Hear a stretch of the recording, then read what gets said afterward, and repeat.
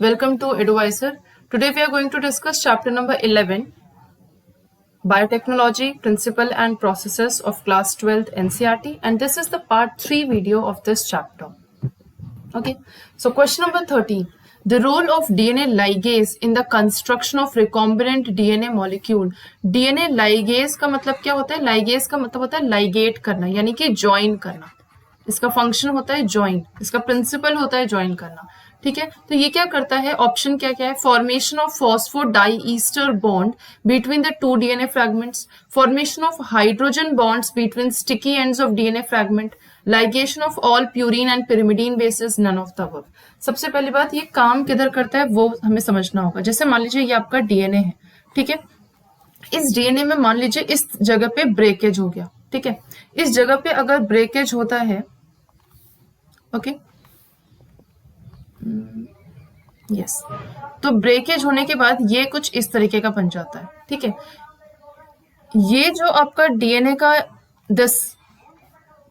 ये जो आपका इसका स्केलेटन आप कह सकते हो, ये जो है किस चीज का बना होता है? ये बना होता है फॉस्फोडाईस्टर बॉन्ड्स. यहाँ पे ये जो मान लीजिए कि इस तरीके से नहीं, बस इसके बीच में जो बॉन्ड्स होते हैं उसका नाम जानिए, दैट इज फॉस्फोडाईस्टर बॉन्ड.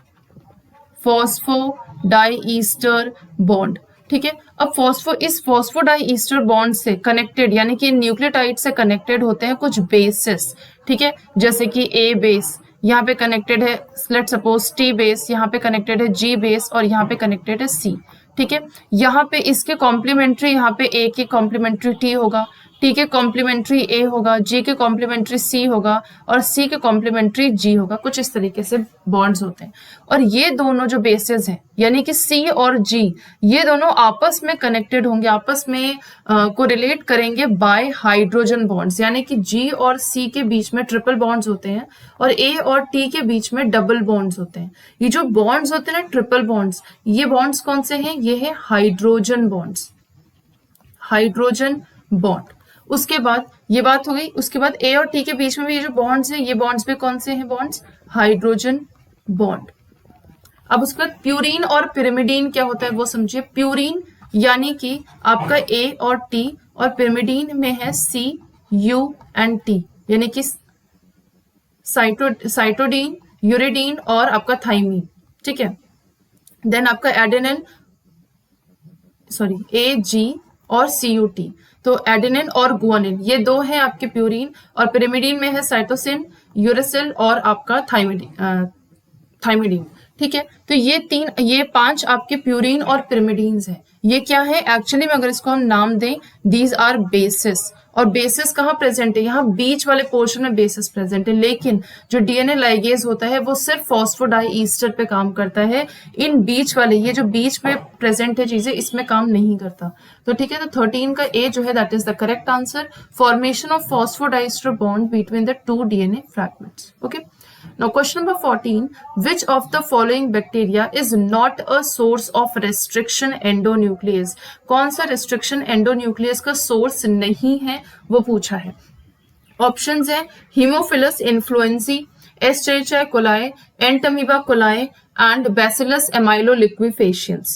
सबसे पहली बात कि यहाँ पे जो आपके Haemophilus influenzae लिखा है और एक वर्ड होता है दैट इज इन्फ्लुएंजा. इन्फ्लुएंजा, अंतर सिर्फ इस ई का होता है, ठीक है. ये जो हीमोफिलस इन्फ्लुएंजी है, ये इन्फ्लुएंजी जो है एक बैक्टीरिया है, पॉलीसेकेराइड इनकैप्सुलेटेड बैक्टीरिया, ठीक है. और ये जो बैक्टीरिया होता है, it causes meningitis, epiglottitis and pneumonia. ये निमोनिया कॉज करने का काम या मेनिंजाइटिस कॉज करने का काम जो है हीमोफिलस इन्फ्लुएंजी का है. लेकिन जो ये इन्फ्लुएंजा है जिसमें ये ई एब्सेंट है, दिस इज अ वायरस, ठीक है. ये इन्फ्लुएंजा कॉज करता है. ये इन्फ्लुएंजा वायरस है और ये इन्फ्लुएंजी जो है दिस इज अ बैक्टीरिया, ठीक है. अब ये जो हीमोफिलस इन्फ्लुएंजी है, इससे हमको जो रेस्ट्रिक्शन एंजाइम मिला है दैट इज हिंद फर्स्ट, ठीक है. ई कोलाई से हमको जो रेस्ट्रिक्शन एंडोन्यूक्लियस मिला है दैट इज EcoR1, ये मिला है. फिर बैसिलस लिक्विफेशियंस, जो बैसिलस लिक्विफेशियंस है ये भी बैक्टीरियम है बैसिलस जीनस का, और इससे हमको जो रेस्ट्रिक्शन एंजाइम मिला है that is BAMH1. BAM H1, ठीक है। एंट अमीबा कुलाई, एंट अमीबा कुलाई जो है this is a non pathogenic protozoa. ये क्या है? नॉन पैथोजेनिक प्रोटोजोआ है। ओके, सो 14 का सी जो है this is the correct answer. इससे कोई भी रेस्ट्रिक्शन एंडोन्यूक्लियस हमें नहीं मिला एंट अमीबा कुलाई से, ठीक है। 14 का C is the correct answer. Question number 15. Which of the following steps are catalyzed by Taq DNA polymerase in PCR reaction? PCR reaction से हमको ये जो Taq DNA polymerase मिला, ये किस स्टेप में इसको कैटेलाइज करता है? सबसे पहली बात, PCR आपके 3 स्टेप्स में होता है। पहला स्टेप क्या है? Denaturation, this is the first step. Second step है एनीलिंग और थर्ड स्टेप है एक्सटेंशन। फर्स्ट स्टेप में आप डीएनए टेम्पलेट को, यहाँ पे डायग्राम देखिए, यहाँ पे आपका ये डीएनए है। डीएनए में होता है 5 prime to 3 prime and 3 prime to 5 prime. इसको आपने सबसे पहले हीट दिया, हीट कितना? 94 डिग्री सेल्सियस तक आपने इसको हीट दिया। जैसे ही आपने हीट दिया, डीनेचुरेशन प्रोसेस हो गया, यानी कि ये जो आपका डीएनए के टेम्पलेट्स हैं वो अलग अलग हो गए, ठीक है। यानी कि हाइड्रोजन बॉन्ड्स जो हैं वो यहाँ पे टूटने लगे, और हाइड्रोजन बॉन्ड्स जैसे ही टूटेंगे, दोनों फॉस्फोडाइस्टर बॉन्ड के जो ये फर्स्ट स्ट्रैंड है, ये पहला स्ट्रैंड है, और ये जो दूसरा स्ट्रैंड है, दोनों स्ट्रैंड अलग अलग हो गए, ठीक है। इस प्रोसेस को हम कहेंगे डीनेचुरेशन। डीनेचुरेशन के बाद हम करेंगे एनीलिंग। एनीलिंग में क्या होता है? हम प्राइमर, कम से कम 2 to 10 बेसिस का प्राइमर हम इसमें ऐड कर देते हैं। जैसे हमने प्राइमर ऐड किया, इस प्रोसेस, ये सेकेंड प्रोसेस कंप्लीट हुआ, प्राइमर को हमने टेम्पलेट डीएनए पे एनील किया, लगाया हमने, इसको हम कहते हैं एनीलिंग। उसके बाद अब इस प्राइमर का होगा एक्सटेंशन, ठीक है। इस प्राइमर का क्या होगा? एक्सटेंशन। और एक्सटेंशन किससे होता है? एक्सटेंशन होता है डीएनए पॉलीमरेज 1 से। डीएनए पॉलीमरेज 1 की डिस्कवरी किसने की? आर्थर कॉनबर्ग ने, ठीक है। ये जो डीएनए पॉलीमरेज 1 है वो एक्सटेंशन करवाता है। और डीएनए पॉलीमरेज 1 आया कहाँ से है? अगर डीएनए पॉलीमरेज 1 की खोज की बात करें तो इसको हम टैक बैक्टीरियम से हमने इसको खोजा है, मतलब आइसोलेट किया, डिस्कवरी की है। टैग बैक्टीरियम क्या है? थर्मस एक्वेटिकस, जो कि सिर्फ हाई टेम्परेचर में एक्टिव रहता है, ठीक है, जो कि सिर्फ हाई टेम्परेचर में एक्टिव रहता है।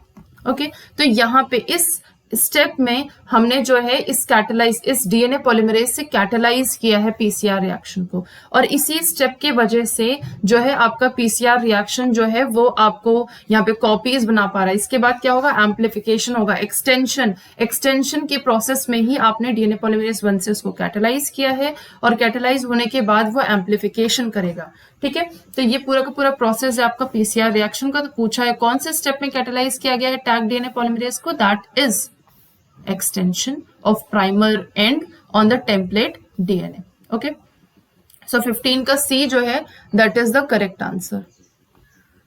15 का C. Okay.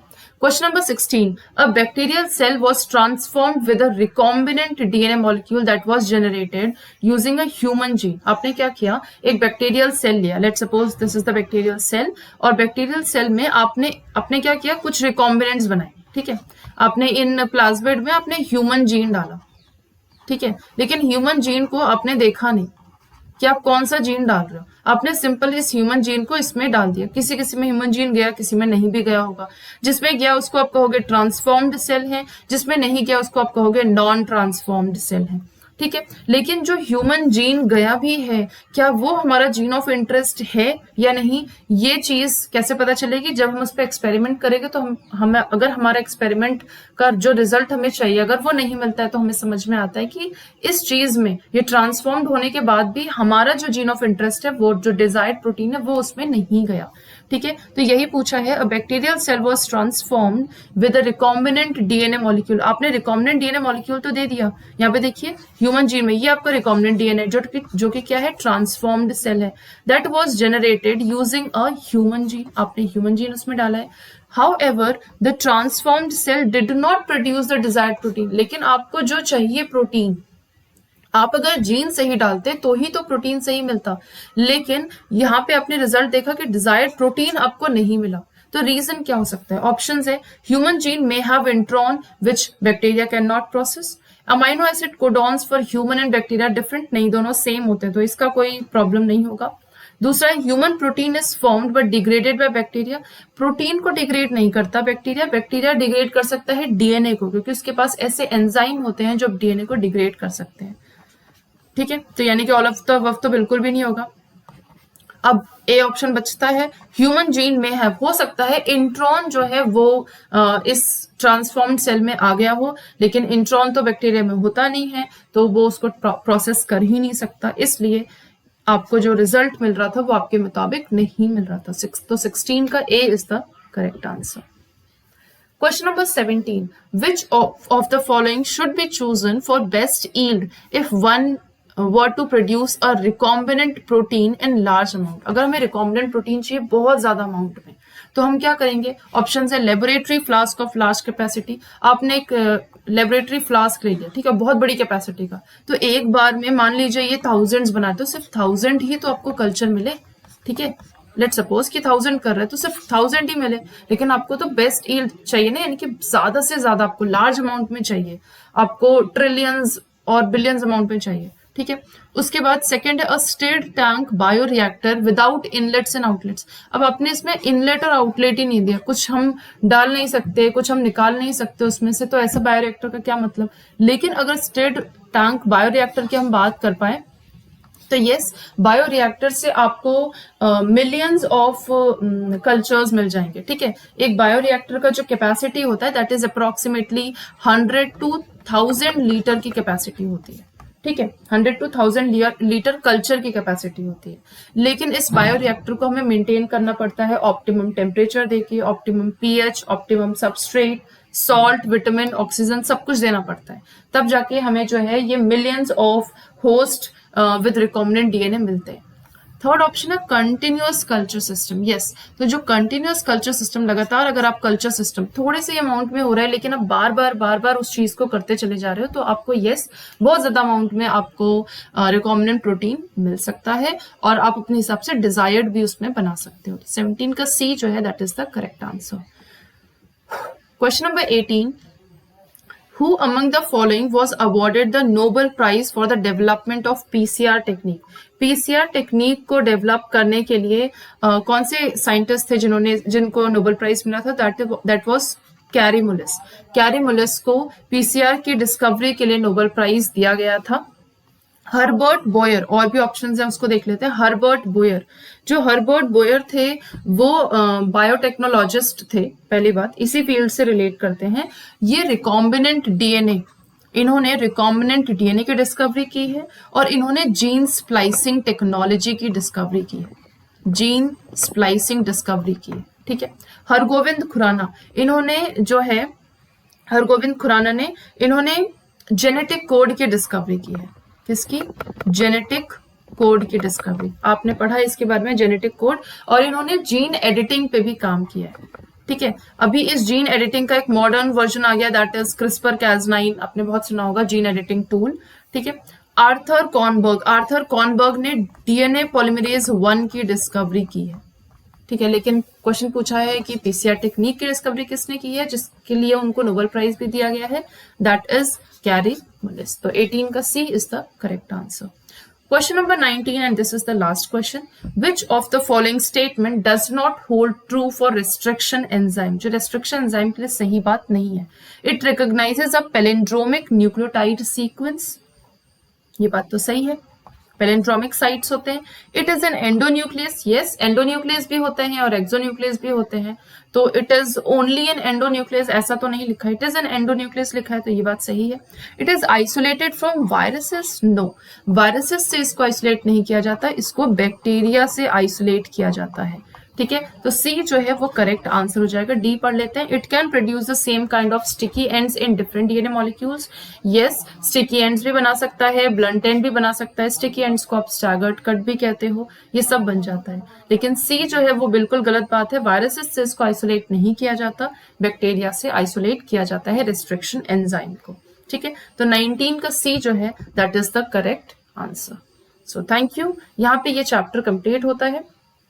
नेक्स्ट क्लास में हम लोग जो है chapter number 12 biotechnology and its application के कुछ एमसीक्यूज करेंगे।